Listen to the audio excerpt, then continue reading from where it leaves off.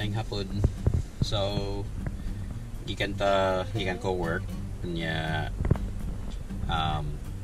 ako lang pakita one of the ways nga makakuha og delivery diri sa Australia, no, which is very good kung ako'y pangutan-on, no, very kanang convenient kay sa among kanang girentahan nga balay karon.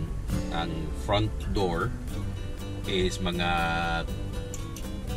3 or 4 steps away from kanang sa footpath, no, sa public footpath, no. So pag-abot na ko na rin mga 2019, amazed kay ko, no, kay actually mga delivery diri, mga parcel ibutang na, ibili na sa front door niya, digid ka mahadlok nga mawala, so kapilan ako nga kanang na-orderon online na niya, labi na katong sigpalit sapatos. Ibilin ra sa front door ang imong kanang parcel,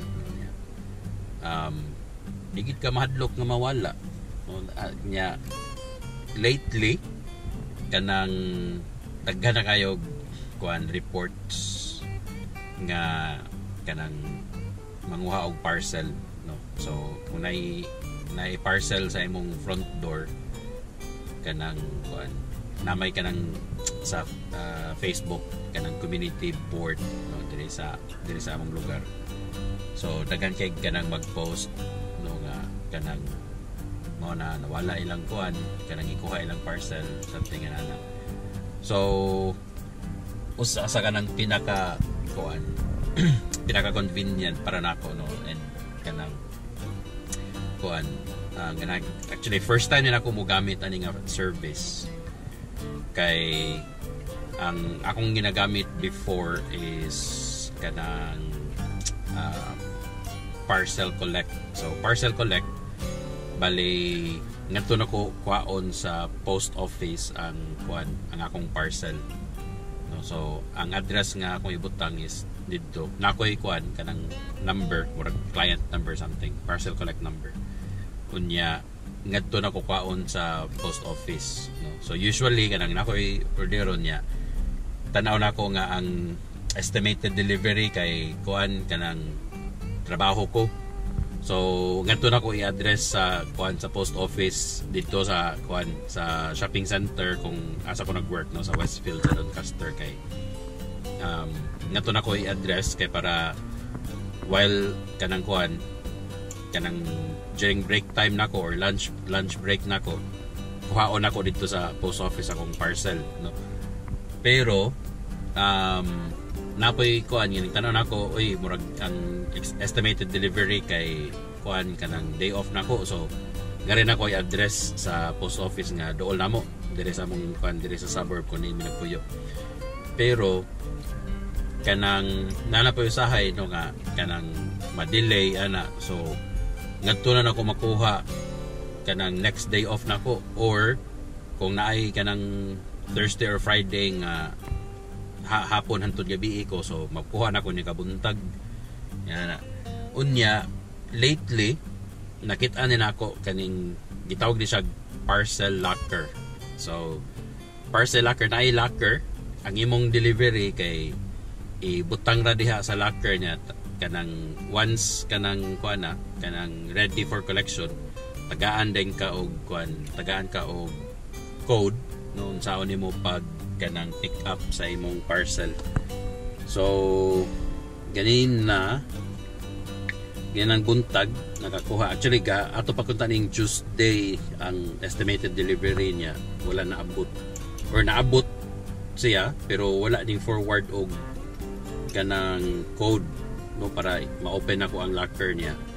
Motong gahapon sa udto wala gihapon, so moto nanawag nako sa customer service sa Auspost kay wala pa ko kadawat sa kanang code niya. Moto yung i-check, then hinay ko niya nga kanang kuan lang mga few minutes kanang makadawat ng code niya.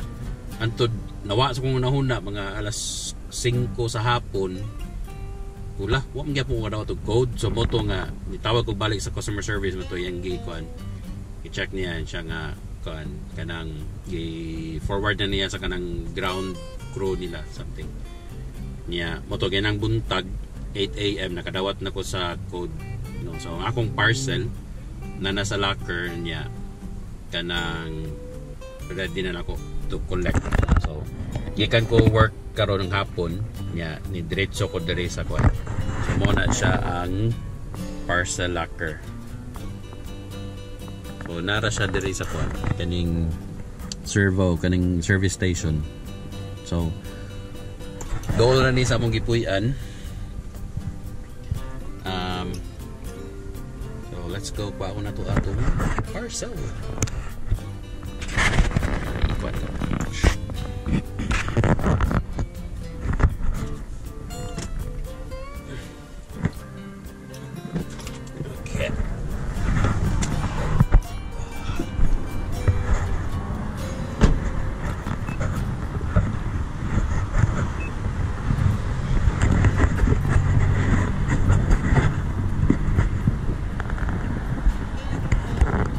So first time ni nato mo gamit buwag parcel locker.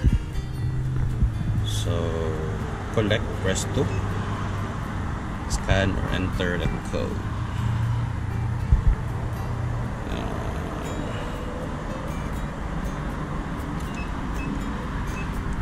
851-423.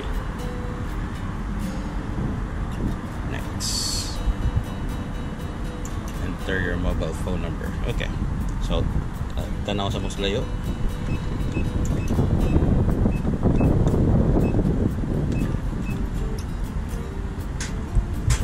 Your locker is to the left. So Please collect your pagbutang. parcel. Then close the door. So ni open din siya. Haha. Huwag.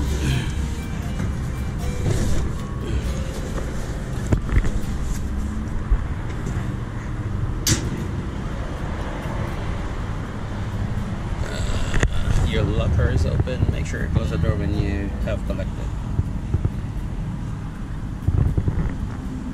Finish. So inana na siya kasayo. Okay. So 24/7 dili ka kailangan nga naa sa imong balay para mo collect sa imong parcel.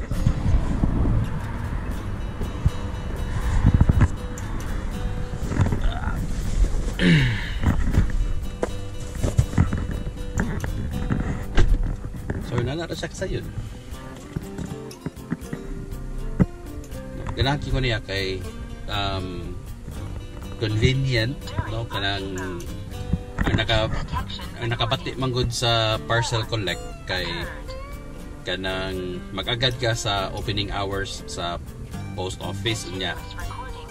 Usahay pa gyud most of the time busy kayo, so nag-abot nimo dito taas kang linya no na kung magdali ka linya pa ka man no magwat pa kanya man na imong ikuan kanang sa app no sa Ospost nga app na may kanang QR code, so imo ipaskan na niya yung ID niya kanang mo na inana kanang kuha niya makuha nimo imong parcel, pero mo lagi kanang mag-agad ka sa opening hours sa post office.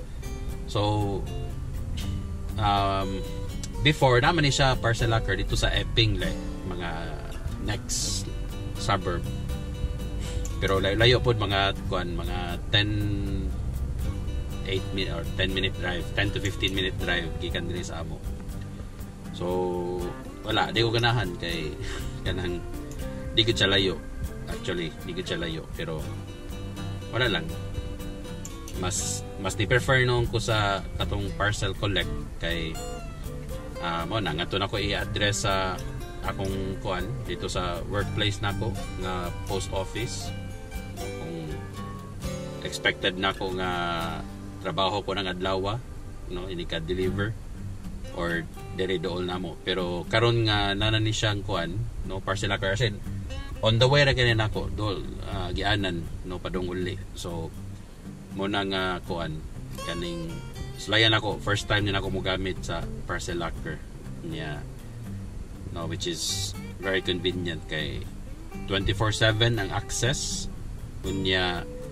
Kung di pa gid ko makakuha, let's say kanang buta na to yung biyahe ko or unsa nya na so pwede ra ko mabalihog no kung kinsa kong kaila nga kuan kanang makuha diri sa parcel no, tagaran ako sa code, enter na lang code niya kama ng phone number di ay mga isa sa phone number niya, mo open dayon ng kuan, mo open dayon ng locker niya, kuha na naman imong parcel. So okay kayo maro to gi-share lang nako no ang kuan kaning convenient nga service sa Australia Post parcel locker. So maro to siya. Thank you. Bye.